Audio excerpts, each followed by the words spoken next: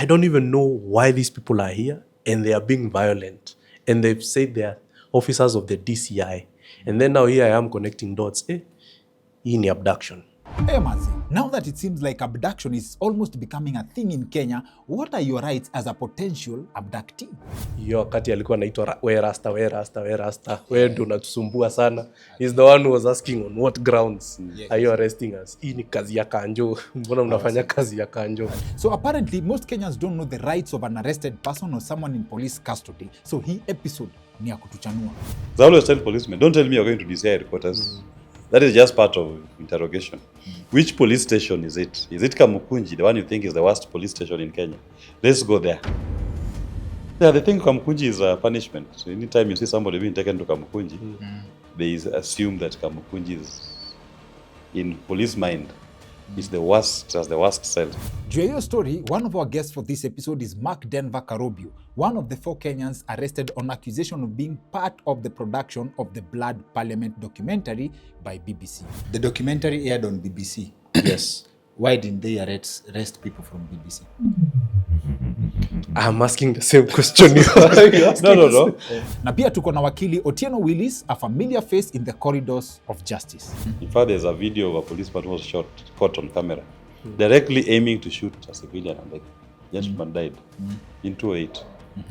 That was the attitude. Beyond that, the killings that were done here by when they were eliminating Mungikis, killings, people died here. So it was an attitude in the institution that killing a Kenyan, it's normal. I'm your host, Dr. Kingori, and here's another reason to stay subscribed to our channel. Come out, just subscribe. This right here is another reason to hit subscribe and turn on the notifications bell.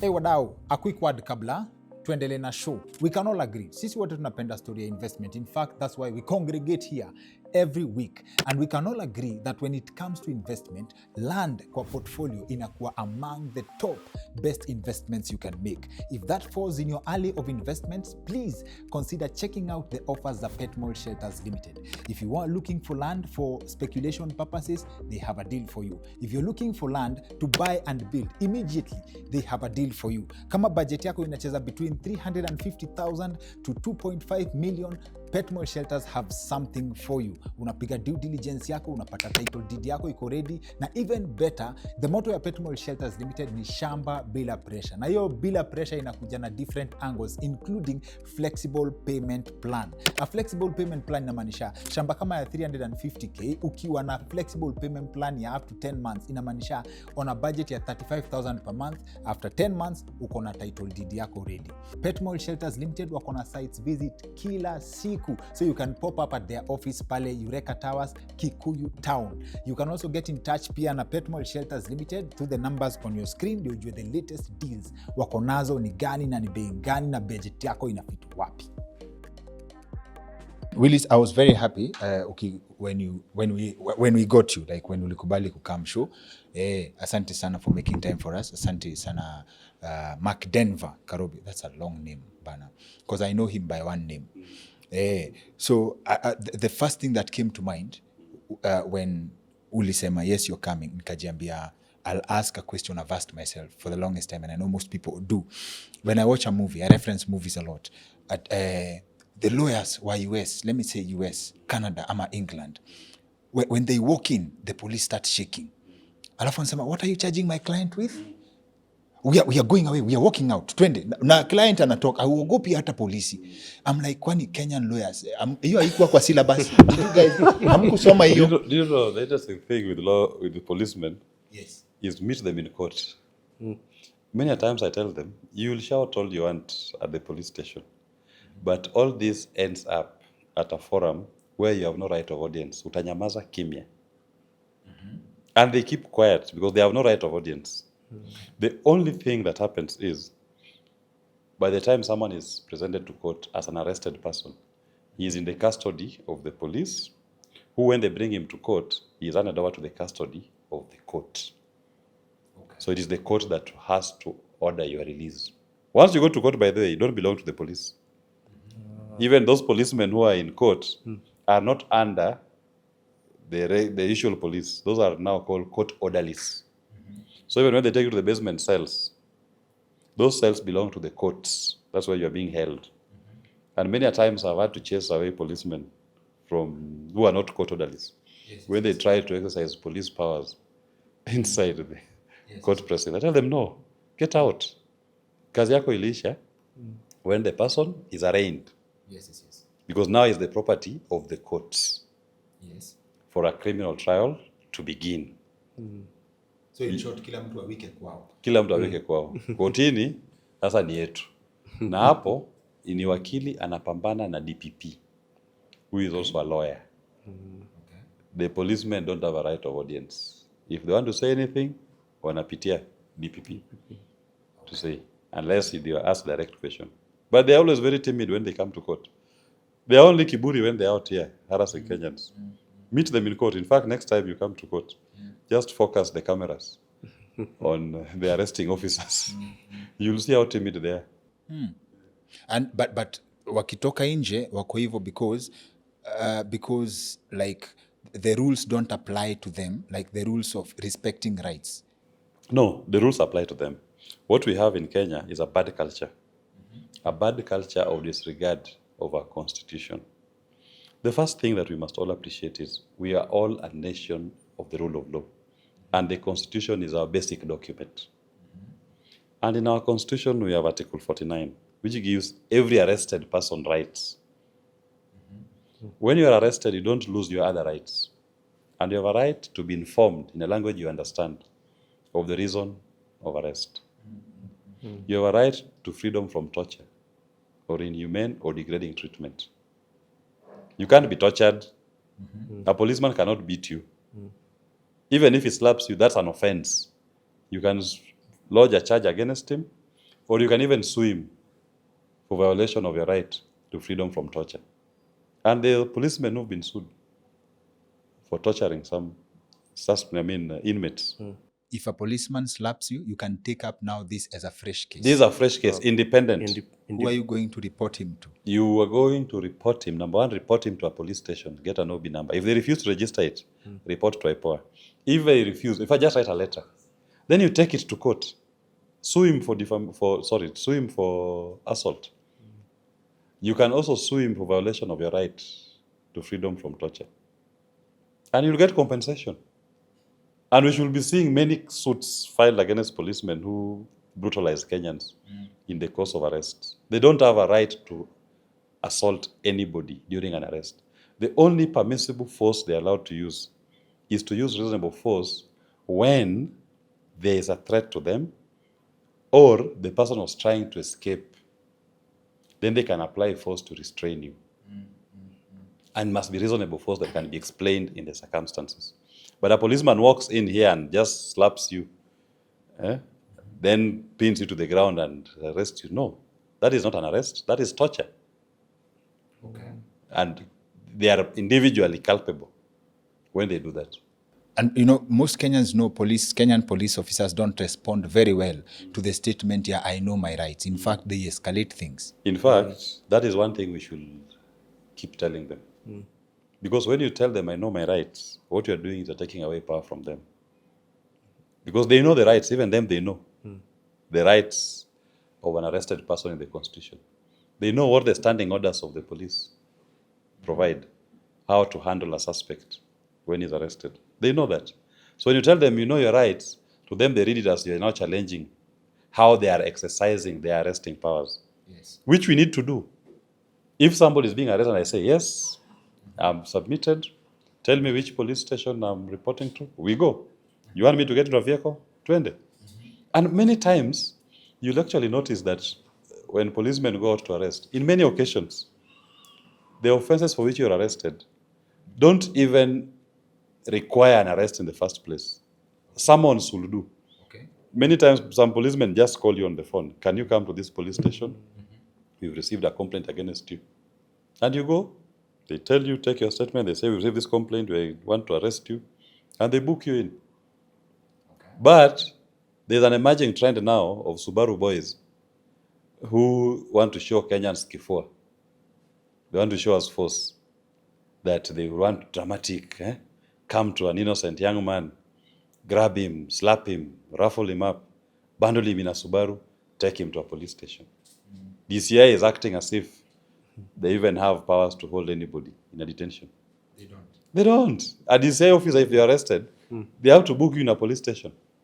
And it has to be a gazetted police station, not like the fake one we saw somewhere in Nandi Hills. No. It has to be a gazetted police station. That is where someone should be held. Okay? And when you are taken to a police station, the officer in charge of that station is responsible for your safety. Safe custody. You witness what is now going on with our late brother Albert. The people being asked first instance is the OCS. Yes. The persons who arrested him were DCI officers, Subaru boys. Why didn't they take him to DCI headquarters? They don't have a police station there. And it's not gazetted as a police station. They can't hold anybody there. You are supposed to be held in a gazetted police station. They cannot hold someone at DCI. No, they cannot hold. They can only grill you there. They can only interrogate you. Even this thing of taking people to DCI headquarters is just part of intimidation. An offense is reported at a police station. Any offense that happens in this country, you report it at a police station where there's an occurrence book. Okay? In every police station, there's a DCIO and DCI officers in every police station. If it is serious crimes that requires DCI, it will be taken from the OB, it's taken to that department. Then they conduct investigations. But what we witness here, people being grilled at DCI headquarters, that is all part of intimidation. Why can't they do it at the police stations where the officers are there? What are these special crimes that can only be grilled at DCI headquarters? It's just a show of power that tumekuleta kwetu. It's not a police station. Okay, understood. Fun fact, Mark Denver Karubiu is a former schoolmate. Went with him to the same institution for 4 years. And before this incident here, Blood Parliament, have you been arrested before? Not. Exactly, because from my memories, the 4 years with him in school, he's a proper, like he's the embodiment of a Sunday school teacher. So now, Even though I'm dressed today. nashindwa sasa wanashika mtukufu. What goes on hapa, like, first of all, take us through when you're doing the documentary and people celebrated the work of art in ilikuwa hapo, because many people had talked about your Gen Z protest, productions had been done, but this one had gone to detail, right? Did you know that mulikuwa mnashika something that would antagonize certain sectors? I think it's important to note that first things first, whether we filmed the documentary or we did not, just the fact that we were part of, because I remember in 2024 we were documenting the protests as well. So we were collecting material for Sema Ukweli, which is an organization that highlights injustices of the common that happen to the common mwananchi. So to an extent, I do feel that the work that we were doing also played a pivotal role to this in exposing the injustices that exactly happened during the protest. Yes. Okay. Now, what's the motivation kwanza? Yes, it exposes what happens to nini, sindio? What's the motivation ya kuingia kwa, yes, journalism, sawa, but what's the motivation ya kufanya kugo that dangerous side, so-called dangerous, and I'll put that in quotes deliberately, ya kugo that side of content as a filmmaker? Why not any other form of safe production? I don't think there's any point where because first things first, it was my first ever protest. It was the first ever time I was going to a protest. Majority of the work that we do is it's in human interest stories, but there hasn't been that much of confrontational material that we've been documenting. But this was the first time we decided, because you can see the rage, you can see people want to express themselves, and you see there is a narrative forming here. You want to be part of documenting that story, because something I've noticed and we have noticed over the years is a lot of these revolutions or things that happen tend to go undocumented. And being a filmmaker, it is my role to, in a way, immortalize those experiences for future generations to reference and understand, okay, in detail, this is what happened, this was the precedent. And it's crucial because, I mean, now looking back, everyone knows what happened in June of last year, and we have references, and people even were able to stand up and document with their own phones. So it's, to an extent, it has become also a very communal way of filmmaking, where it's not just us, the filmmakers or the journalists or the investigative journalists. Now citizens are taking up the power, and that's what's most beautiful, even from my perspective. Yeah, I'm asking that because I'm curious too. Like, unaona, when you ukijimas into that level of production, you get to see another side of impunity, in my opinion. Because after June last year, watu hawakuwa wameona. Like, yes, we saw people are mad that, oh, some people have been shot, nini. But sasa, you put a name. Okay, when a production kama inatoka,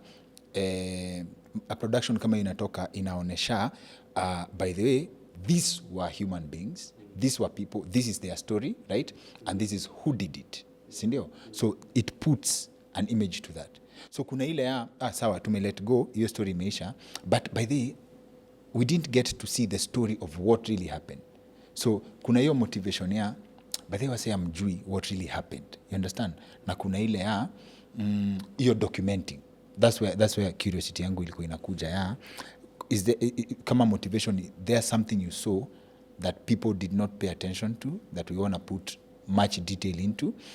And nikiuliza, ukishajua, we live in a country where, hata mimi on Twitter sometimes, I used to have things zinaitwa Twitter runs. Just look at current affairs and then I tweet.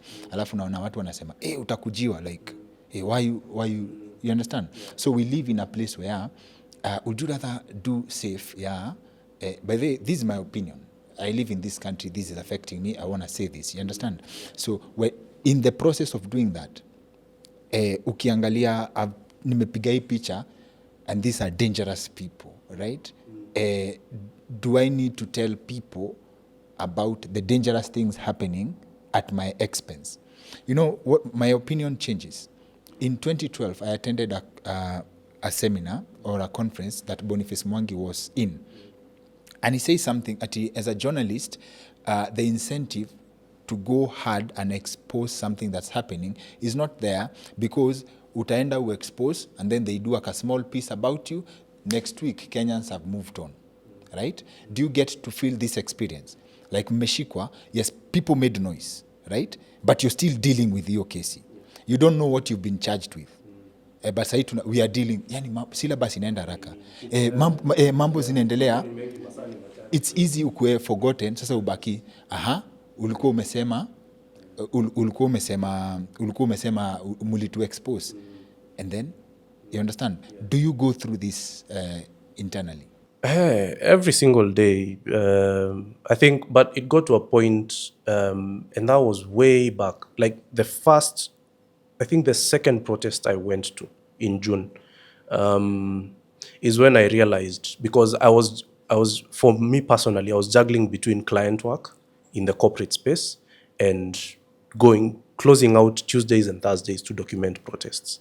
And there was something every single time I came back from the protests that was so rewarding, of seeing patriotism, because I'm so used to being patriotic in terms of, as we say, you are a taxpayer, you make sure that you do everything right by the law, you contribute to society, you work on improving the lives of others. And then you go to protests and you see other ways that people express their patriotism.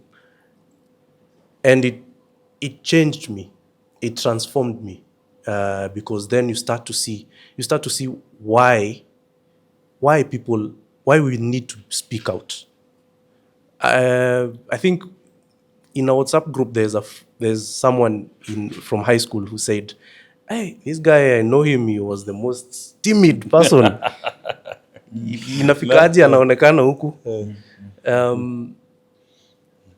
I think when you ask that question, that's when now it really unravels that what the events since last year have led to not really radicalization, but a mind shift, change, a transformation in mind shift. Because now I get to see things for what they truly are. We live in cocoons right now. I meet with people and they ask me, sasa kesi yenyu iliisha eh? Yeah, naona mlirudishiwa equipment yenyu. Like, no, we haven't been charged. We don't know. You are literally the same experience we had on the 2nd of May 2025, where we were arrested and taken, as you have said, intimidated and taken all the way to DCI, when there was Karen police station, when there was Kileleshwa police station, when there were so many police stations, up until now, where we still even don't know why in the first place they came to our offices and they came to our friend Chris's home in Kahawasukari. You are stuck in limbo. And then now, that's when now I started questioning, like, at the end of the day, if we are not speaking out, if I'm not saying what it is that's going on, it means tomorrow it will happen to someone else, and there will not even be a sliver of chance of them even being able to speak. Sadly, we are living in times where we are seeing someone being arrested by literally the same playbook that happened to us in May is the same I'm seeing with the late young man who is now lying. The documentary aired on BBC. Yes. Why didn't they arrest people from BBC? I'm asking the same question. No. You can't intimidate BBC. But Mark here is a small fish. Let's intimidate him. Right? Because BBC will want to access content from Kenyans who may have material. Because they touch BBC is a different story altogether. So it's intentional. When you don't see them going for who they perceive to be a small man, I'm sure they didn't even think that the arrest of Mark and the other three will attract the attention it did. Okay. Some of these things actually backfire in their faces. They don't know that Kenyans own this space now. There is an awakening amongst the Kenyan people. Okay. And every voice, however small, however minute it was, that has contributed to this new Kenya that we are birthing, we will not keep quiet. That's why when they arrest Ross Njeri, you see everybody is out. Yes. They kill Albert Ojwang. We are all demanding for accountability. They arrest Mark and the other three. We are all out. So we are each other's keepers. Yes. And that scares them. Previously, they will be doing these things, and the nation's attention will not even be, even our conscience will not even be pricked. What they don't understand is they are operating in a new environment. The old Kenya, where you target Mark and get away with it, is gone. Here, this new Kenya, you touch Mark, you've touched everybody. Because in Mark lives the aspirations of all other Kenyans for a better society. So you touch him, you've touched all of us. Okay. That is the agitation you're witnessing. You kill Albert, it's like you've killed all of us. Yes. All of us are dead in Albert tonight. Because whatever Albert was doing, he was not doing it for himself. He was doing it for everybody, to benefit, even those policemen who are being sent. Okay. Yeah, that's the difference in my view. And do you think, I think I should ask a police officer this, but it's interesting just to pick your mind on it. Is there an overall benefit, this concept called selling fear? Like the president comes out and pronounces himself that nobody will be abducted, but you still see current videos of people being picked up and forced into cars, right? Is it like, do you think it's a security strategy? Yes. Look at it this way. William Ruto has lost political capital, and he has lost the political legitimacy. That was achieved on the 25th of June last year. Now, the man you are witnessing is a man who is now seeking solace in the security sector. He didn't wake up every morning to discuss economic development, to discuss economic policies to empower and enrich Kenyans. No. They wake up every morning, he goes to see the policeman, and they are seeing this man is insecure. How do we secure him? You can't place a finger on the public dislike of the man, the public agitation. So what do? Find ways in which you can send fear across the nation. Are these people, do you think these orders can be tied to him, or people trying to impress him? Because for economic, just that people doubt him so much. I've seen his videos explaining the achievements that the government has. Oh, serikali imelipa deni, we have not defaulted on international debt. Our dollar reserves have increased. And I saw my friend Rufus disputing the $10 billion reserve, and I think I need to go back and read that article again. He's spoken of his achievements. I'm also wondering, for the police officers who carry out such dirty jobs, let's call them dirty jobs, when the rubber meets the road, they take individual responsibility. Don't they ever learn? Are people doing this on behalf of someone, or I saw a comment on Twitter, I wish I took a screenshot of it, that how at Kenyans we are so, like, I'm looking for a word for either ambitious or delusional, to imagine that people trained for violence can respect something written on a paper by lawyers. Constitution. And that's like an explanation of the disregard for court orders. Let me tell you this. There's a case I'm doing in court. That case, I've given my life for that case. Baby Pendo case. In 2008, when there were skirmishes, policemen were shooting civilians recklessly. In fact, there's a video of a policeman who was caught on camera, directly aiming to shoot a civilian, and the gentleman died in 2008. That was the attitude. Beyond that, the killings that were done here by when they were eliminating Mungikis, killings, people died here. So it was an attitude in the institution that killing a Kenyan, it's normal. So even in 2017, when the policemen are deployed in Nyalenda, you walk into somebody's home, you break into somebody's home, first they break the door, find a 6-month-old baby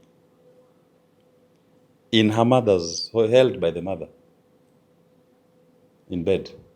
You remove a baton and you hit the skull, you hit the head, you crack the skull. 6 months, knows nothing about demonstrations, nothing about elections. They thought, it's normal. Who is she in the scheme of things? Today, my joy is I am facing those police commanders. Some of them are retired. Some are still in service. They have been charged in court. Policemen need to understand that these are new times. The Kenya of old, where things could be forgotten, is past. So even these ones, I assure you, and the beauty of this current scenario is in terms of recording, document keeping, and the evidence that people are collecting and keeping on their phones is enormous. Before, you didn't have the kind of access to phones or even videos or events that people are not recording as much as they're recording today. So all these things will ultimately end up in a court case with police commanders responsible for those units. Even if you are retired, you'll be dragged from your home, even if you're 80-year-old, to come to court to answer for these crimes. So Kenyans have moved on. Kenyans are now more aware. But there are still elements within the police service who are living in the past. They have not accepted the changing times. My only caution to them, you can say this document is a piece of paper. It's okay, it's a piece of paper. It is, we agree, it's a piece of paper. But on this piece of paper is captured the aspirations, the dreams, and the spirituality of Kenyans on how they want to be led. and governed. It's captured here. So dismiss it, but the document will come back to you. There's an OCS sometimes back in Mombasa. They beat a Makanga to death in a police cell. I think it's called Owen. They killed him. To them, who is he? And then he's a Makanga. I thought they asked him for some money, he didn't pay, they beat him to death. That OCS is in jail today as we speak. Nice. Okay. Serving. Sorry, should be. His trial has concluded. Serving. So even these ones, and what I love about the Vipendo case and what is happening today, is we are no longer now looking for the officer who did the actual murder. Because they hide in a group when they are deployed, right? Didn't I read somewhere that the officers involved in Baby Pendo's case, charges have been dropped So against there were 12 police officers. They dropped for 8. They remained with 4. The 4 commanders are now proceeding on trial. And you must understand this. This is the beauty of it. You know, normally when they deploy a unit, they are wearing their headgears, their body armor. You can't tell the face. Yes. They can commit all those atrocities. We are not going for the rank and file doing the atrocities. We know the commander. It is the commanders. But what of the narrative that there's a special unit outside police command that is doing these things? It is also possible. In fact, I do believe that there exists a special team that has been set up. It's a militia or a killer squad that is doing these things. But unfortunately, in whose jurisdiction are they operating? OCS Central, OCPD Central, OCS Kilimani, OCPD Kilimani, OCS KICC, OCPD. When we've documented all of these things, we'll go for those OCSs and OCPDs. They're their commanders. Because they're operating in your unit, in your jurisdiction. They were passing off as police officers within your jurisdiction. And you had the command responsibility of the units who are deployed to maintain law and order in that jurisdiction. So if these abductions and killings are taking place in your jurisdiction and is being done by armed men passing off as police officers, they are under your command, or they ought to have been under your command. What did you do as an OCS, as an OCPD? You did nothing. Okay, fine. We let them go. But you, as a commander, you now bear command responsibility for the actions of those units. So even police officers allowing them to operate in their jurisdiction, just know the atrocities will be visited upon you under command responsibility. Okay. Mark, what do you go through wakati on this day that you guys have been arrested? What's the frame of mind that you're in? Because I've also seen the video. Yes. Askari Akingia. Did you anticipate this happening? And as it happens, how do you process it? I think in the grand scheme of things, when we had the knock on the door, usually in a post-production studio, an editing suite, you don't expect walk-ins, so you lock the door because you are either assuming either thugs will come or someone will just come to bother you and get you out of your creative space. So when I peeped through the door and I see a masked man and a masked lady wearing inaitwa burka ama inaitwa nini? Trench coat ama nini? Oh, the half coat. Hijab. Hijab. Hijab. The Muslim, the hijab. And then the gentleman is visibly hiding. You can see him like he's waiting for the door to be opened. So when luckily I used the peephole to see, and I saw that, I think instinct kicked in. It's either these are thugs or I don't know, because it was 4:20, so it couldn't have been county askaris. 4:20 a.m. PM. Yeah. Oh, PM. Okay. PM. So it couldn't, my mind was like, couldn't have been county askaris. So I think instinct, because I mean, this is a space, number one, thanks to a government grant, hilariously, we were able to set up the space. And our mandate, our key deliverables were to nurture talent and to empower more creatives to become entrepreneurs. So the first point of defense for me was, okay, we need to figure out how to secure our data. We need to figure out how to now start letting people know what's going on. And then when now it started becoming very consistent, like there are very persistent knocks. And then you start hearing, wako huko ndani hata, nimewaona. I think that's where now instinct kicked in, and now I had now to ask, who are you?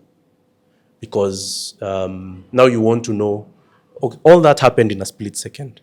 Now that's when I needed to ask them to identify themselves, because luckily we had installed CCTV cameras, and I knew at least that would have been sufficient evidence in case of anything, whether it's a break-in or anything. And so when a gentleman says, I am an officer of the DCI, I am here on an operation, I have been sent here to arrest you, that's when now I started wondering, okay, officer of the DCI, I am here on an operation, I am here to arrest you. And then I ask the commanding officer in the unit, who are you here to arrest? He says, you in particular. I ask him, me, who?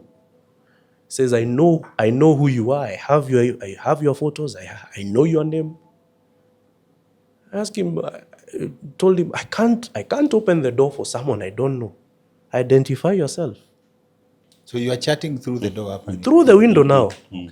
Through the window. Because, again, remember, we're already living in a state where I have seen abductions. I have close friends who have been abducted. And at this point, you still don't suspect it has anything to do with the documentary? No. Because, I mean, we are in the studio. We're just having a casual conversation. We're just spitballing, figuring out new ideas on what next to do, how to build the community.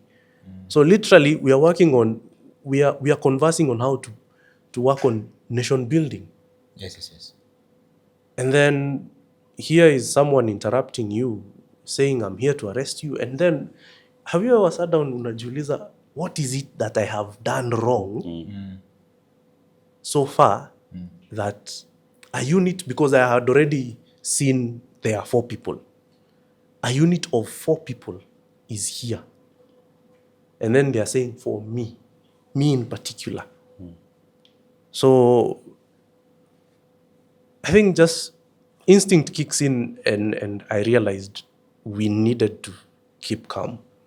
Because as they say, the state and the police have a mandate over violence or something around that.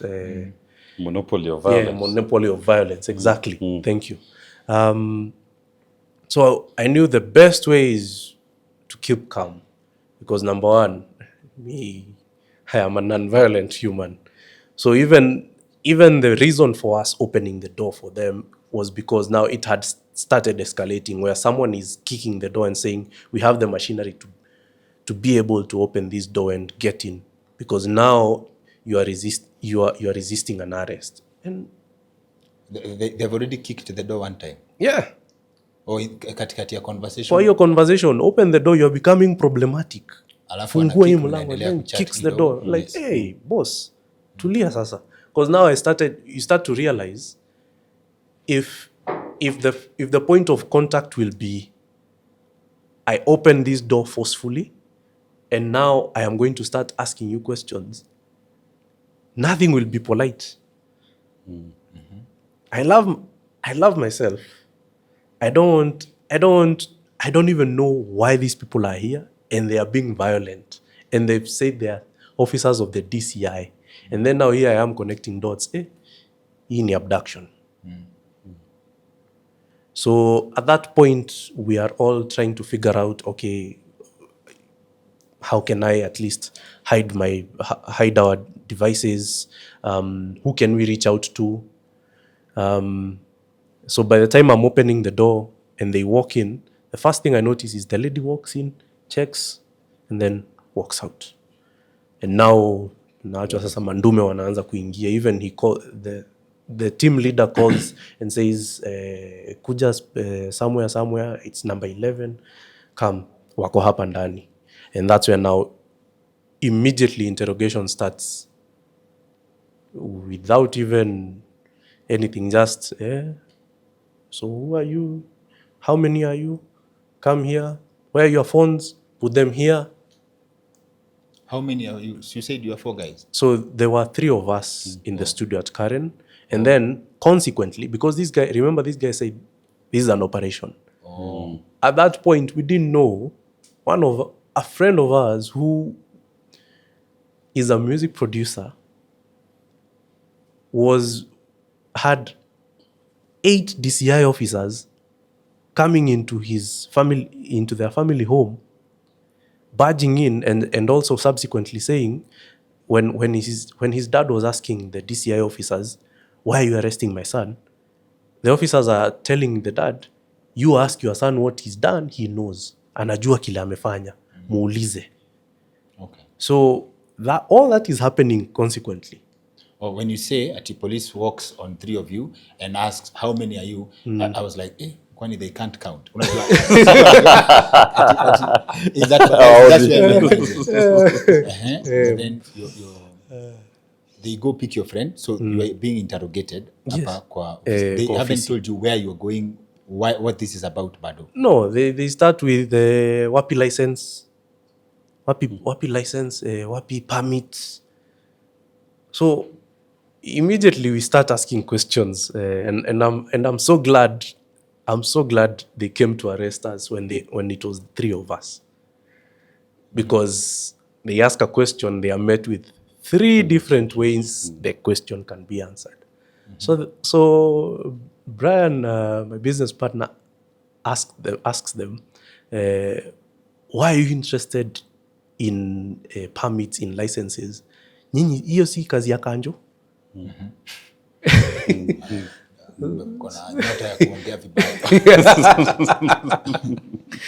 So you see, and at that point is where now we start to realize that speaking to them with authority intimidates them. And so you're like, okay, so it's the right thing to do. We are actually on the right. So you see, when someone barges in and the first thing they do is slap you, that's already intimidation. You're like, okay. Hapa ni kumoto, mimi ndio nimesimamisha dunia. Nothing is going to happen in Kenya because of me. But you see now, when you can tell every time they ask questions, okay, so they move from permits to what is it that you do here? Who are you? Just a whole bunch of questions that lead nowhere. You can tell all they want to do is for you to say something so that they can use that as to get a leading question. So you give them nothing, because when you don't even, every single time they were being asked, on what grounds are you here? Why are you here? And every single time they had no response to that. Then at what point do you arrive at a road trip? When one of them gets a phone call, he says, we are here at the studio. I can see computers. It's 3 of them. I can see laptops. So it's like he gets orders to confiscate them. Carry everything. So he says, you can clearly tell they were looking for anything that had memory, hard drives, computers. So that's when now they started searching the studio. Okay. And then, so we were very reluctant, because I mean, you've come here, you've already intimidated us. You're not giving us reasons why you're arresting us. And then now they literally wanted to start yanking things off computers. And you're like, okay, Ukaonesha kuzima. wacha tu tuonyeshe kuzima juu sasa watafanya vile wanajisikia. So that's when we started removing things, albeit reluctantly, because you still don't know what's going on. And then they start searching the entire space. They found a safe. They ask, what's in the safe? Ni pesa iko hapo ndani? We don't respond. They take the safe, put it there. They open up a chest. They found where I had hidden my laptop. Take it out. Take out all our bags, all our phones, all the computers. On the way out, they saw another computer. They're like, beba hiyo pia. And that's where now the road trip started. But before even... Did they keep an inventory? Yeah, they did a very rough inventory. They noticed it was a lot of things. So they were like, okay, chukua simu yako, record videos. Yuko nayo? No, there was no inventory. They wrote a rough inventory and had one serial of us sign. number? No serial numbers. No serial On numbers? location, no serial numbers. Okay. Yeah. Okay. There was, yeah. It was very rough, computers, phones. It was just a very general and said, tutaenda kujazia ingi huko mbele. My image of an abduction, and one of the scariest things I believe, and I share with very many people, when you get arrested like that, there's one body part that they target. Like, I think that's like the standard torture. Do you process the fear of being taken to that department? Yeah, my eye, like, oh, do I have enough children? As in, do you get scared about, like... Finyo. Yes, Finyo, I think the moment ambayo niliona ujamaa anapiga teke mlango, I was like, hapa, if that door is kicked open, kuna wanaume 4 hapo nje. Unaweza finyiwa hapo kwa studio. Na wanasema ni officers wa DCI, na unaona mtu ako parking. Na ujui orders ako nazo ni za nini. Yes. And then you know you have been documenting protests. So you've seen excessive force being used. Yes. Okay. You haven't dealt with that trauma of how you saw excessive force being used up until people died. And now it has come to your doorstep. Unaona inakunusia hapa. Aujui, you don't know kama itakuwa abduction ama utashutiwa immediately.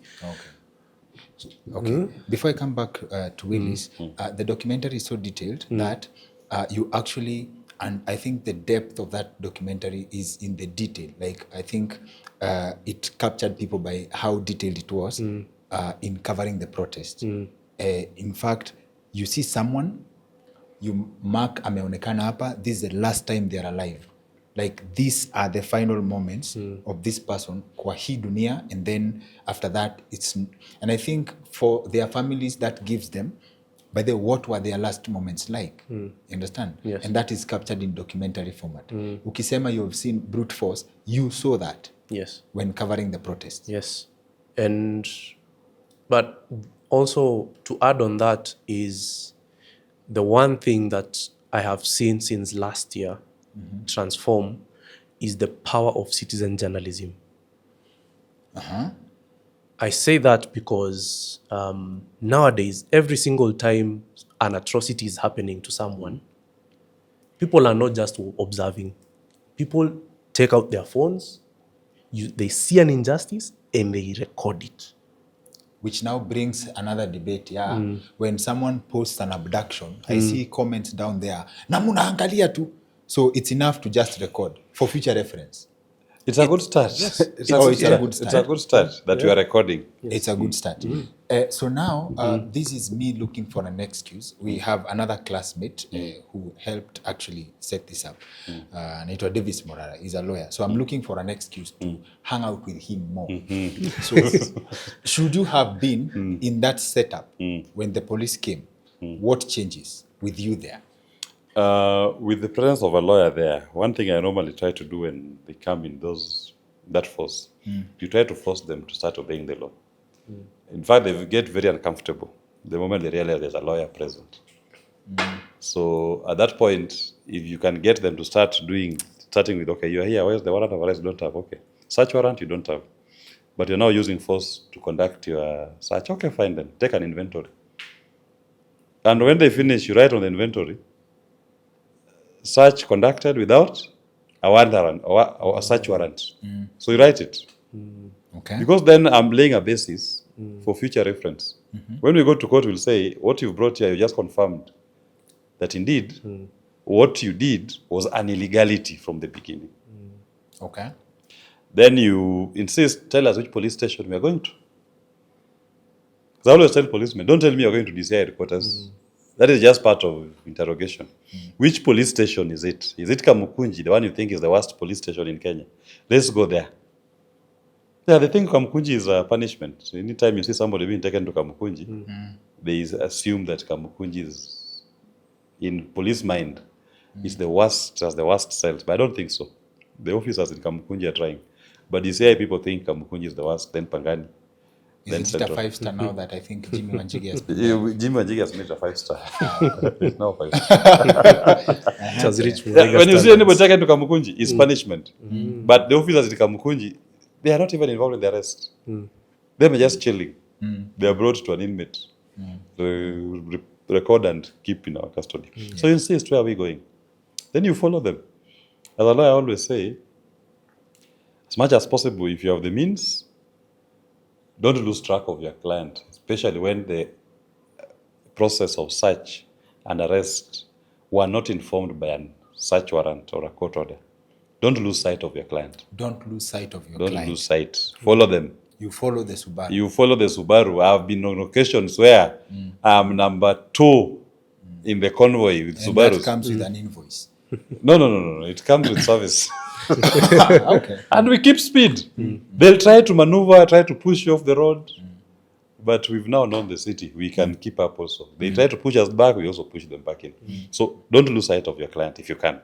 But don't also do it in a way that endangers your life or the life of others. But keep sight. When you get to the police station, insist the client is recorded in the OB.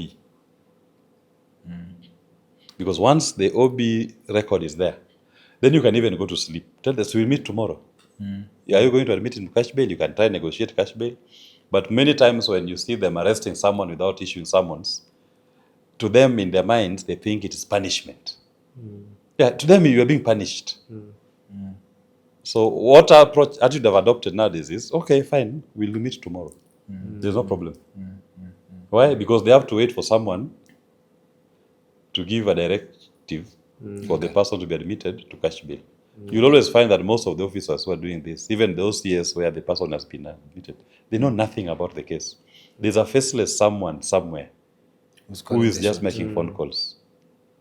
Who is making phone calls. So the officers will tell you, I cannot. Even them, they accept, this is not a bailable, this is a bailable offense. There's no basis to hold the person, but it is to litumwa. So then you say, the next day, luckily, if you're arrested on a weekday, you must be arraigned in court within 24 hours. So the next day, you must be arraigned in court. It's unfortunate if you're arrested on a Friday. Then now they can detain you until Monday. But one thing also that we must always not forget, our greatest protection are the people of Kenya, not even the lawyers. So you must raise alarms quickly. Raise alarms to the people of Kenya that so-and-so has been arrested illegally or has been abducted. When more and more voices speak about these things, so even within the police circles, the political circles, because all they say they're doing it for politicians, let's not lie to you, that this is about law and order. It's about politics. Okay. So even within the political group, people will be start asking questions. Why are you arresting this young? What have they done? Then now you'll see the temper goes down. Okay, now admit them to bail. Is our problem politics then? Because I've played this model in my head. If ideally the police is independent, as it should, it has been said on our platform that a constable has the authority to arrest the president if he flouts traffic rules, like as per the law, right? Then is our problem politics? Because I believe the police, in their independence without interference, the situation should be different. You know, the problem of Kenya is not politics. The problem of Kenya is legacy politicians. Legacy politicians. These ones who've been in our political scene for eternity. The ones who all their lives, they've been, and the taxpayers have been underwriting their lives. You know, there are people in Kenya, but they will never vote. They don't even know the price of petrol. Yes. For the last 30 years, the man just gets into a car and it moves. Doesn't know there's petrol that has to be bought. Okay. It's been underwritten by the taxpayer. Doesn't know how to pay even a single bill. He has a credit card. That is, they put for him money. These are the legacy politicians I'm talking about. That is our problem, number one. Now, these legacy politicians are the ones who've undermined the independence of the police. So like right now, I'm telling you, William Ruto is looking for solace. He's trying to govern through the police. He's lost the people. If William Ruto was about governance and changing what the Kenyan people are complaining about, the economy, we will be seeing William Ruto at industrial area every morning. He should be having meetings at industrial area with industry players. He should be meeting these creatives to understand the creatives' economy. How can we expand this space? Is not? It's so hard to defend this government, and I will not even attempt, right? I will not even attempt. But for fairness sake, right? This is hard. But I'm just putting a disclaimer right here, okay? Easy meetings zimekuwa zikihappen. Are they for PR purposes? No. I'm explaining to you something that you need to understand. Forget about the things that he does. It stands somewhere with some people in State House to say what he has done on the economy. Yes. If William Ruto's political anchor was the economy, I'm telling you, you'll be driving to industrial area every morning to meet with industrialists, to understand what is their problem. How can we expand and change the face of industry? What are the barriers to industrial growth in Kenya? You'll be meeting with the productive sectors, these emerging areas, the creative economy. Understand what are the barriers. We need to have more downloads from our creatives, which are the expanded markets that we can access. You'll be having a conversation with you here, Kingori, not me, discussing with you, how can we expand your audience to Africa? Yes. So if he has two ways to earn himself a term in office: one, fear, probably, and two, respect. In terms of, let's say, for example, like what do people, he knows if he does that, he wins. Right? Yes. What do you think stops him from doing that? Because the mind cannot conceptualize what we are saying. The Kenyan people agitating, whether these Kenyans that you see agitating, people are agitating because of the economy. It is the economy, stupid, as James Carville used to say. It is the economy. It has got nothing to do with all these many things. So even instead of responding to the economic problem we are facing, having a conversation with Kenyan production sectors on how to remove barriers and how to expand, how can we bake a bigger cake for Kenya? He doesn't want to. That's a hard job. It's hard work. Do you think he wants to go to the solar every morning? He doesn't want to do that. The easier way out is to use the police. It's the easiest. People who don't question, who say, yes, sir, take commands. Yes, sir, we'll arrest him, sir. We've confiscated the equipment, sir. We'll take him to court, sir. And there's a DPP who is a choir master. The police appear with fake charges. Is a conveyor belt. He just signs. Look at the charge sheet that was presented for Rose Njeri. It was despicable. The charge sheets, the complaint that they were pretending now to charge our brother late Albert on. That's civil wrong. Defamation, if you think you're wrong, that's civil, not criminal.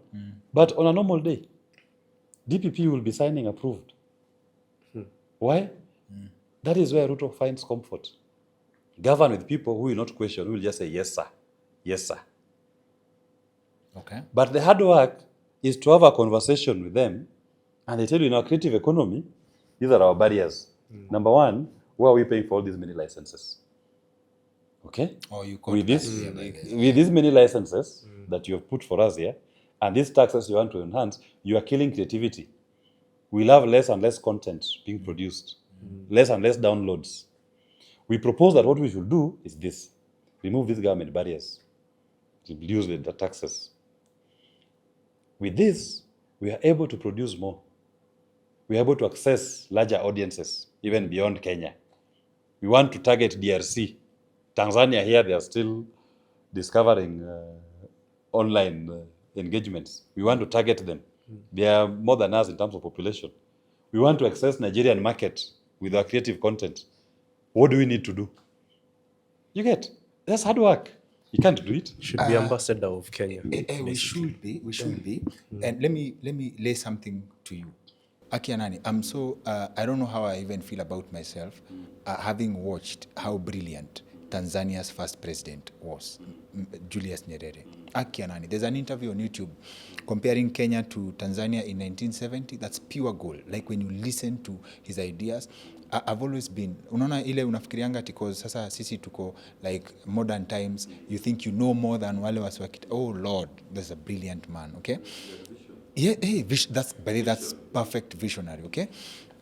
But then I wonder what happened that we are assumed to be ahead of Tanzania. No, explain it this way. We are assumed to be ahead of Tanzania because what I call the pure resilience and the hard work and industry of the people of Kenya. Kenyans, by their nature, they're aggressive. So they're able to build a lot just within the little that they have. Tanzanians, on the other hand, were very communal. And to them, it was about fending off outsiders. But what Nyerere sold as a vision, the vision of Ujamaa, was about community, living together and sharing. It was a vision of growth. Yeah, it was communal. But he makes a very interesting case. He says, like, is development the buildings or the well-being of people in? So what in my view they could have done? Yes. To build on, because what Nyerere did was to create a cohesive society. Okay. Right? That was the vision of Ujamaa. Yes. They need to have gone to the next level. How do you create a vision for economic prosperity? Good. And you'll borrow it from China. Mao Zedong was giving the Chinese man an identity. The China man. Give him an identity. That was the Cultural Revolution. Then Deng comes in now to unleash the economic potential of the China man who Mao had given an identity. So Tanzania, when they will start implementing a vision of economic prosperity with their solid vision on identity, Yes. they will be a threat. They'll be untouchable. They're a threat to Kenya. Yes. So now, in line with the conversation that we have, then I think we may be solving a problem with the formula of climbing a tree from the top. I've always held, and most people have agreed with me, that Kenyan politics is too lucrative to straighten. You understand? And my submission has always been, I don't see the need or the justification for an MP to earn more than a teacher. Like leadership should be service, not the other way around. Like things look like it's the other way around. That's why in your example you give, you say someone doesn't even know the price of fuel because of like how the system has been created. Then it means we can talk up, we can have logic, we can understand the constitution, but if the system that makes people live in a bubble, and I wouldn't be surprised. My friend YY has a very good example of a joke that he says that when he eats, ukisha shiba, and then you see someone else eating, you wonder, why are you eating? Hey, what's wrong with you? Shida yako inakuanga nini? You understand?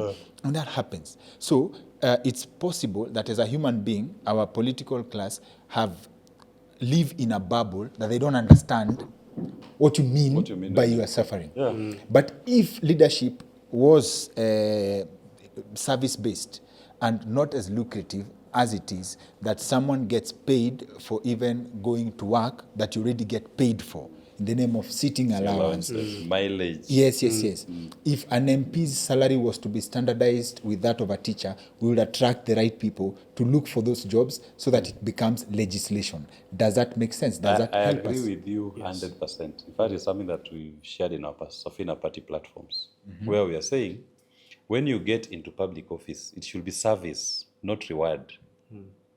You are going there to serve. And we're in the right political moment for this kind of conversation. Because previously our politics has been legacy politicians driven. They are the ones who've been setting the agenda for the people of Kenya. They will tell you now it's Aslan dynasty.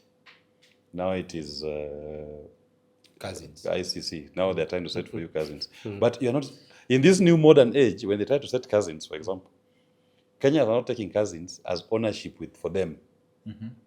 Kenyans have defined their problem to be legacy politicians.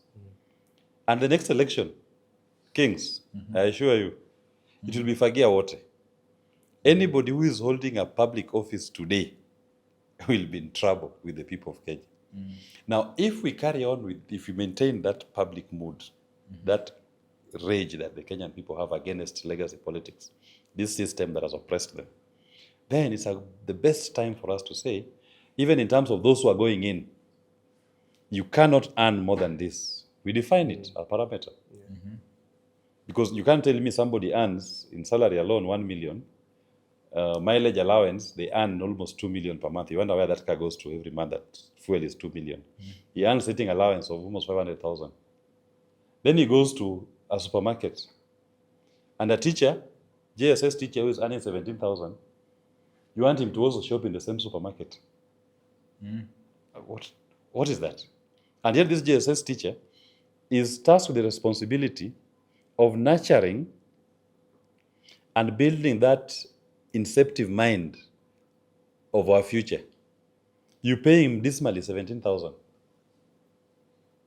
And yet the person who is just sleeping in parliament takes home a minimum 2.5 million per month. And they operate in the same economy. Then it makes sense. Understood. I think to add on that, I think the elite tend to think that the Kenyan is living in a cocoon, and they are very comfortable, and they know that they are dirty, but they cannot do anything about it. Yet there is a gradual mind shift, system override that has been happening. It's very subtle. In the grand scheme of things, you can't quite tell right now, but there are hints of it. I'll give you an example.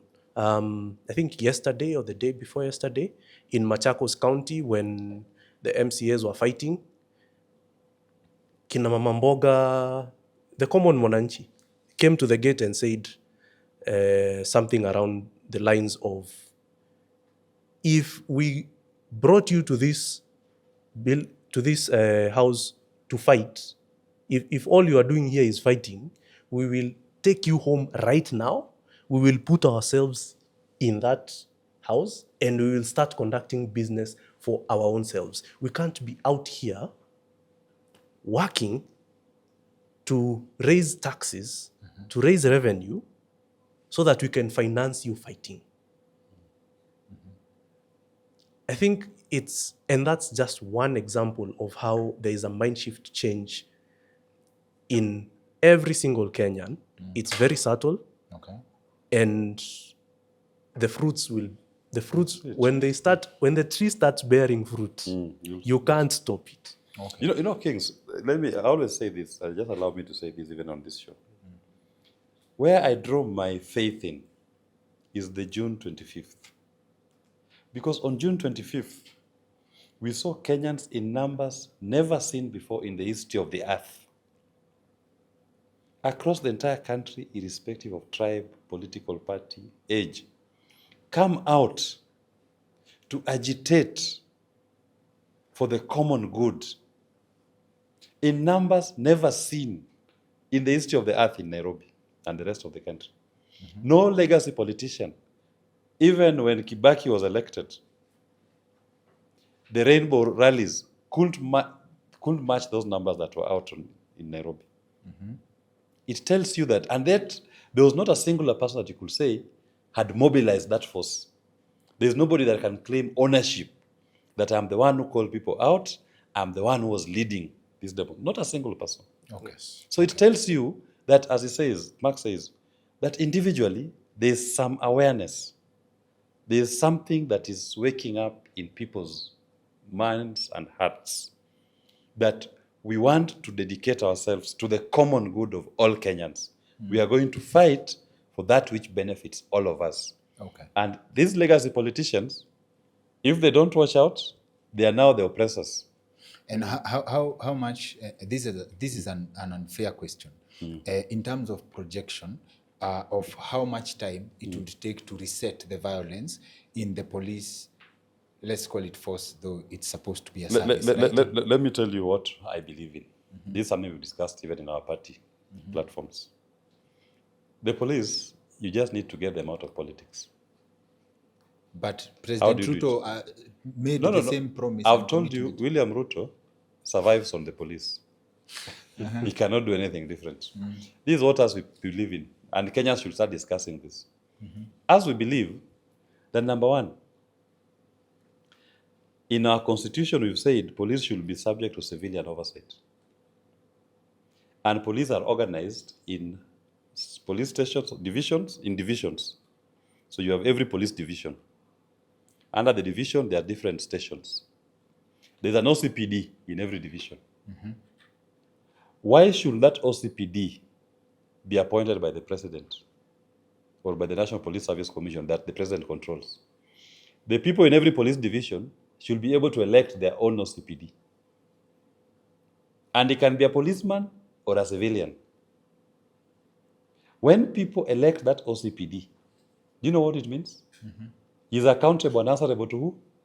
The people in that division. Yes. Then you decide that in every police station must have a local community committee. When you introduce elections, that's actually directly politicizing. No. police. It is not politicizing it. It is making that person who is elected to sit there to be accountable on how policing is done. We elect MPs. No. This is different. This is different.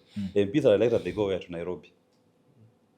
Right? MCAs are elected now wanakam. When you go to the MCAs, even like as he says, when the MCAs try to fight in the Machakos County Assembly, who is at the door of the assembly? This is one case. No. Just wait. Who is at the door? Mama Mboga? No. Mama yes, Mboga. Yes. When the MPs are fighting in Nairobi, does the Mama Mboga in Mvita have access to Nairobi to go and put them to account? This is how you should look at it. When an OCPD is elected in charge of a division, remember it is voters. At the end of the day, he lives in that community. It is voters. You want to tell me that OCPD will deploy force to go and kill his own voters? Or will allow a rogue unit sent by somebody from Nairobi to go and abduct? Because when it happens, the same people will go to him, what are you doing to us? But then again, that will be like an admission that the constitution as is, as stipulates how the police should operate, cannot serve the people as it should. No, the Constitution is a document of principles. It sets out general principles. Okay, the But rules then, under which the police now, when it operate. comes to establishing acts, statutes, acts of parliament, even the standing orders, those are now done by parliament. That is where politicians sit down to draft rules that will favor them. If the Constitution has already told you, the police shall be subject to civilian oversight and control. Yes. That's a general principle. So what we should be doing is try to think through in our heads. How do we actualize that civilian control? The legacy politicians, to them, it should be IPOA. The IPOA, that they're the ones who control how it is formed, who becomes the chairman or the member of IPOA. As we are thinking of a radical approach, that, look at it this way. Of all the police divisions in the entire country, you want to tell me that the people in a division will sit down to elect a rogue person The same, to be in charge? Oh, Lord. Umekuja No. pale pazuri sana because look at Kenya's culture of election. So they will change because it's the police. Let me explain to you. Yes. When it comes to that, they are going to elect somebody to kill them, right? If they do so, I say they deserve the deaths. But I assure you, Oh, Lord. no, listen, Kings.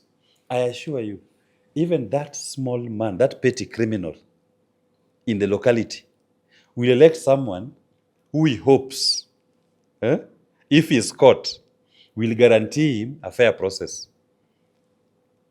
Yeah, that's what you're actually choosing someone to guarantee you a fair process to court, not someone who will deploy a killer squad against you. Okay. You say that the politicians, legacy politicians, are the ones who are controlling the police, and people know that they manipulate the system. And so this is now just now removing that power Legacy to manipulate the police to give the election to someone else. No, Like to give the people. No, I'm saying give it to the people. That power that the legacy politicians have to come up with these policemen and commanders. That power they have it, legacy politicians. Give it to the people. What is the worst you can get? Let me explain to you. the legacy politicians are still a product of the people. No, understand this.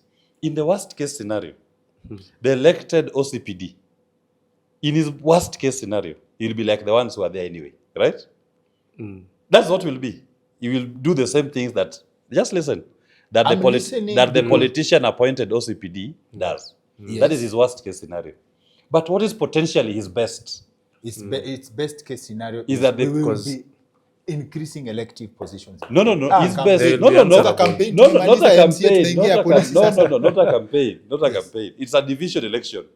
Already, like in my village, my county, we do what we call a health center committee. Yes. We sit down as a people in a ward, every health center. We meet as a community, and we say, now we want to elect our committee in charge of this health center. People meet on a day. We say, who is running? So and so. We know so and so is one of us. He's the one we are electing. So what is, I'm telling you that you need to understand is this. In his best case scenario, the people elected OCPD because he has the mandate from the people. He lives in that community. He is answerable to them. He will now exercise policing much better. But in their best case scenario, the legacy politicians appointed OCPDs have given us what we are witnessing. Abductions, killings, no accountability. That is their best case scenario. That is the worst case scenario with a civilian elected OCPD. Their worst case scenario, you'll have the same. But there's a high potential to get more and better. That is subject to debate. Mark Denver, Yes. tarudi kwako kidogo tuambie like where you are right now, but I'll give you a scenario kwanza, something different. I once had an argument with a police officer. Debate. Okay, it's not an argument. It's one of the longest debates nimai kwa nazo. And his opinion was, and he almost convinced me, but he did not. He almost. Like, I'm very open-minded, but sometimes I tether on. So his debate was, the software that we are using in terms of governance is not something that works for us. It's something foreign. We are taking an Android operating system, forcing it into an Apple operating system in terms of constitution, system of governance, right? It's something we have adopted. Things we can't live by, right? Some things are cultural. For example, and this is a sad one, this is just, let me invite you into my how my mind works. I watch a story in Nakuru, and TV does a very beautiful piece on exposing the police how they lied. They came, wakasema some 4 gentlemen exchanged fire with the police and they were killed in action, and that was the official account. Then NTV does a story that says, vijana walienda, they were picked in their houses at night and shot. Okay? Yeah. So that shows police violence.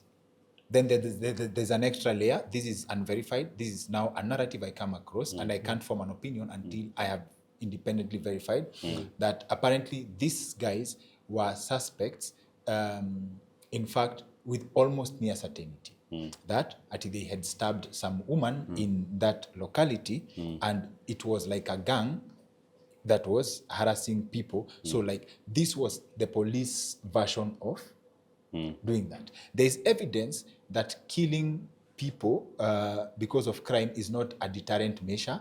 because in fact the criminals wenye wanakuanga criminals, not these boys, when you kwa history of this gentleman, but criminals actually take it as a badge of honor.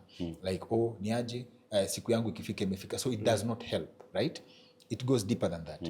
But if you judge this story, the specific Nakuru story based on, oh manzi, if it's true that they had like hurt that lady, like stabbed her to death, and the police, nini, two wrongs don't make a right, but to some extent, the police, why did they have to lie? Then sasa this police officer, now this is not the debate we had. Ukirudi nyuma kidogo, alikuwa anasema like parents are enablers for children, like mtu anashikwa, you get to the police station, due process is such a long process that goes on to hurt people more than it helps people. You get someone arrested, wanakuja analipiwa bail na mzazi, they are released back into society, probably kill someone else. And it's a pattern. So akauliza mtu kama huyo unamfanya nini? Risasi. That's what he said, like, and you're done with that, like umemaliza your story. Because as a police officer, if you arrest someone, you know person nini is a criminal, right? You take him kwa koti and they get released, they go kill someone else, right? You don't want to go through the whole process of proving, but if they kill someone else na ulikuwa umemshika, that death of the innocent person is in your conscience. No, what I say is this, that is people looking for convenience, not to follow the rule of law. Okay. Because there's a silent principle in law that we normally say it is better to even set free 100 guilty people than to jail one innocent person. So we must at all times always err on the side of the rule of law. If that policeman, for example, in his example that he gives, says that this man was arrested, released, and committed another offense, when he's out on bail, You arrest them. the very fact you arrest them back and go inform the court that the person who was charged in this file, he has now committed another offense, and we are asking that the bail be revoked so that he can be kept in custody. But they always look for what a plausible explanations why they do these things, because they know there exists a remedy for anybody who is out on bail. When you commit another offense and you've been charged, if the state informs the court, that's a ground for your bail to be cancelled and for you now to be held in custody. I will not wish that someone who calls a gun should have the power to become the complainant, the investigator, the judge, the jury, the prosecutor, and the executioner. Someone with a gun. Because that can be instant justice based on his subjective view. Because today, he may give you the example of these were robbers. They had stabbed someone. That's the story he gives you. Tomorrow he says it's Kingori. In fact, Kingori was cleansing Mark on the show. They were part of the conspiracy. Let's shoot them both. You see, I'll rather add that if a policeman thinks there's a strong basis that someone has committed an offense, take them to court. Let a third eye, independent of the investigations and the prosecutions, and even this person who's being accused, being accorded an opportunity to present their defense, to say what they have to say in response. Okay. And if indeed the person is a criminal, and our investigation, our police, one thing that I give it to the police, there is no perfect crime. If they really want to find the criminal and they apply their mind to it, they will find. This gentleman will tell you, I'm sure I've never met those policemen in his entire life. But how are they able to trace that maybe he had a connection and find his location? That's how they operate. That is what tells you that if they were minded to investigate a crime, They will. they will. Yes. Okay. But if they don't want to, they start telling you stories that, oh, huyu akiwachiliwa tutampiga tu risasi. That is execution. That is not law and order anymore. Understood. That makes sense. That makes sense. Hey, kama hiyo ingekuwa ukweli ati, oh, we are cleansing Mark. Hey, Yeah. hey, tunaweza restart the conversation. We talk about marriage. This show was about marriage. So now, where are you guys at? Would you do like, would you cover protests like you covered last year? God forbid if that ever happens again. I hope people get into the zone and we don't get there again. Okay, that's a conversation for another day. But would you cover such a story again? In a heartbeat, yes. Without second doubt. Because you see, you get into this world, you find something that you love doing, and you notice you enjoy creating. For me, I love telling stories, whether it's of injustice, whether it's success stories of the state, because we have done that, whether it's personal success stories, whether it's personal life moments. Someone is marrying, someone has a newborn child. You are telling stories, and we are etching them into society. Okay. And so, because these people are intimidating us, that shouldn't stop us. If anything, they're just adding more fuel to the furnace. And they're still holding your equipments? Yes, So say everything. mkiwa na shoot, you have to go to manze nisaidie laptop, manze niko na edit man. Literally on your life side. Client. Literally on your life side. Figuring out, okay, kwanza hata computer utatoa wapi, hard drives utatoa wapi, memory cards utaanza kutoa wapi, and then Na uko na wedding labda hujapeana. uko na projects Mazee nyingi. amesha- Haya kwanza unaanza kufigure out, okay, kwanza nanunua simu gani sasa? Nikinunua simu nanunua mulika mwizi ama nanunua smartphone? Si nilikujua juu nilikuwa na smartphone. So you end up becoming an operational security person. Yani ni kama you are now transitioning from a filmmaker. Now you have to think even more security. And these are things that, I mean, in an ideal country, as you're saying, as Willis mentioned, right now, our leadership should be having conversations with people in all these sectors of economy. I mean, creative economy contributes about 5% to the GDP, and it's growing. So imagine what... Hiyo sasa hata hakuna haja ya kuimagine. Sasa 5% na they still 30. Bado hata hatujafika. Unajua tungekuwa we are providing 40, at least that's something. Brother, unajua hiyo ni 5% ile ambayo iko... Hao ni watu wanalipa taxes. With the barriers, with the handicaps, it is 5%. Now imagine if it was... So, and then today I was picturing this.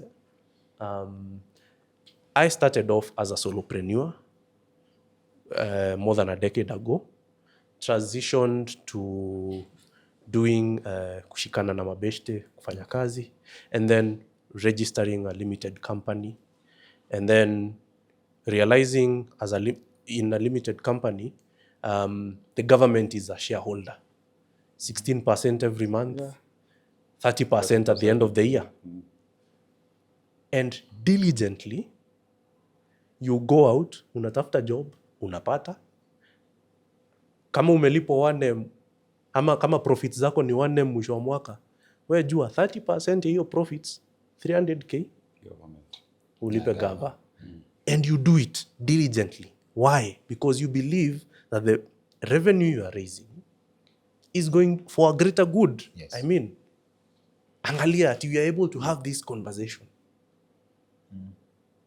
But now, when it gets to a point where you don't see where your hard-earned blood, sweat, and tears are going to, you have to start questioning. I mean, at the end of the day, that's why you're finding the common mwananchi who doesn't pay those exorbitant, those fees. Unalipa hiyo corporation tax nini. They're also complaining because now they're also seeing, okay, ninalipa cess, ninalipa easy licenses zote, but I don't see where my money is going to. Where is the value? Because it's not about the money, it's about the value being added to my life as a Kenyan. Okay.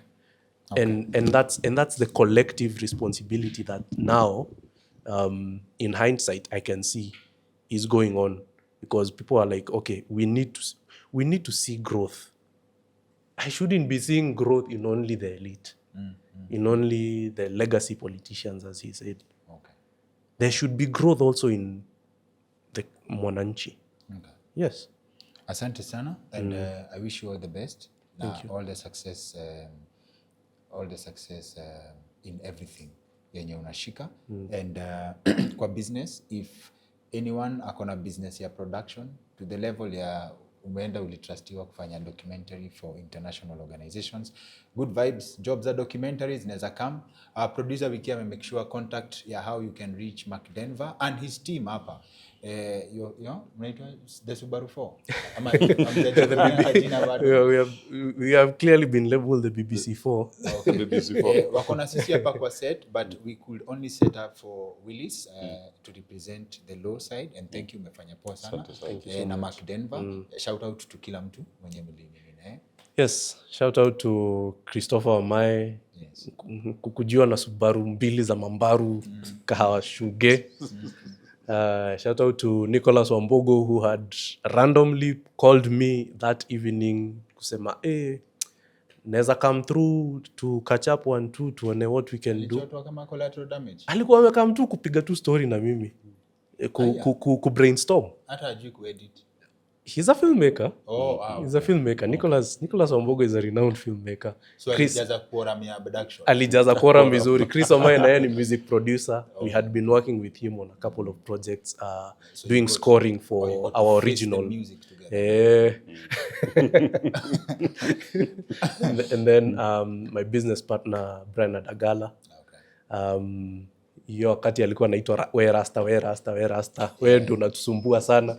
He's the one who was asking on what grounds are you arresting us? Hii ni kazi ya kanjo. Mbona mnafanya kazi ya kanjo?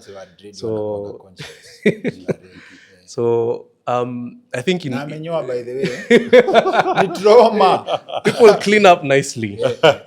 People clean up nicely. And I think what this whole ordeal has taught us is you never know the power you have until you are challenged. Okay. That's when you realize that wewe tu kwa hako kadunia kako kadogo. Yes. Uko Homa Bay. Ati watu wanakuja. Ati kwa sababu umetusi mkubwa. Yes. It pains me because that could have been the 4 of us. Easily. Yeah. And it can be anyone in this country. It pains me because there is hakuna heshima. Mtu anasema tuheshimiane, lakini there is no respect to the Kenyan. Hajakuja na hiyo level. Okay.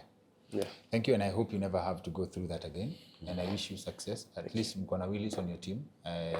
Najua ata represent vizuri sana. Willis, I've had a chance, I think multiple opportunities, to sit with your party leader, who I believe I have benefited from something that goes beyond mentorship. Yes. And he is one of the most brilliant Kenyans to ever walk the face of this earth, and I say that with all the confidence.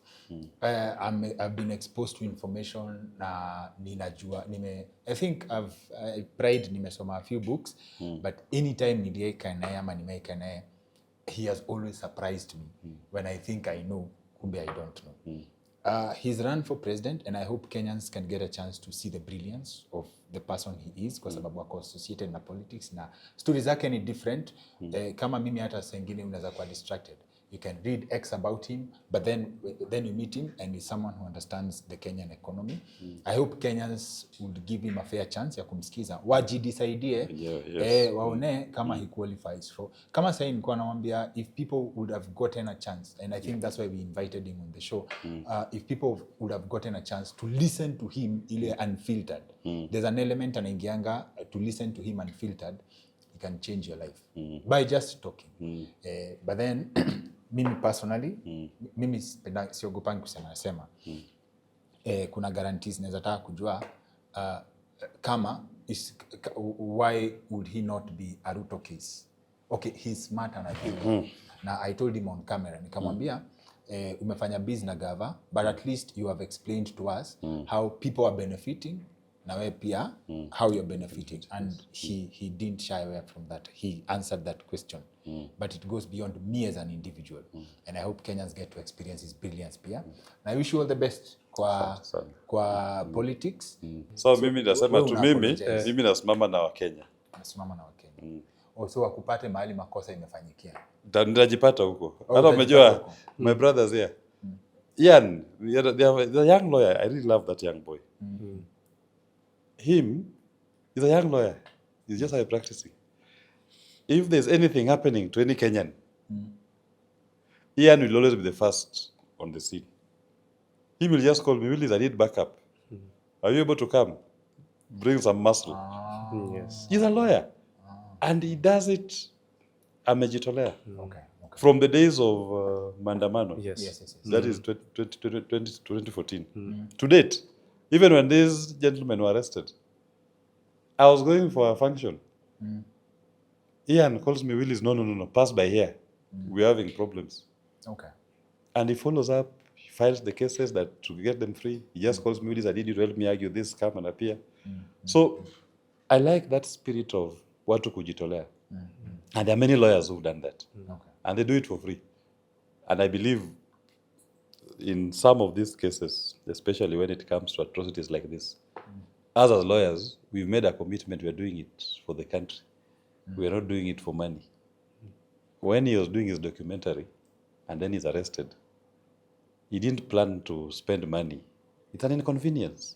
When someone's rights are being violated, we don't turn it into profit. Okay. We also come out now to help defend that right. To anchor the voice that he was trying to bring out. Yes. So lakini kwa sasa ikifika tutakuja tuongee siasa vizuri sana. Hiyo najua unaweza shine. Kwanza ndio nikuchekelee vizuri kusweat Supreme Court. Niliwaambia ni piki ponki. Niliwaambia. See you see what happened. No, but okay. The summary of the lectures I said was piki ponki. You can see it in delivery. But arguments mliwiniwa arguments ama mlichezewa rafu? Hiyo ilikuwa rough game. See, I told you piki ponki. Acha tukutane kwa show ya politics. Wadau, show ya politics lazima tulete Willis. I hope your schedule allows. Utakuja. Siasa kama ni jioni ni sawa. Just morning hours ndio. It's more of court, going to court and other meetings. But evening is good. Good. By the way, we are evening people. Asanteni sana for making time for us. We really appreciate this, and I trust our audience here found this to be valuable engagement. And pole sana for that experience. I've seen my friend, a friend of mine. It's a very rough story. I hope I will get to cover it for him one day. I used to work in a bank. Then mtu akaamua kumgeuzia kabisa a client, and I know the whole story, and anamaliza kesi by the way, and he got akafanyiwa mistaken identity, and our Subaru boys wakamokota Milimani courts, and I witnessed that. It's the worst experience I can ever wish on anyone. So walimchukua wakamwachilia, si naambia ni mistaken identity, wakaenda naye Nairobi wakapata si yeye wanatafuta. So I called the officer, alafu anacheka anambia boys wako tushamwachilia, tumepata CA. But what he went through, and I was with his mom and his brother, and they were witnessing that, na hakuna kitu anaweza fanya. It's the worst thing you can ever wish on anyone. Kwanza sasa hata beyond that ati uko kwa transform. Asanteni sana kwa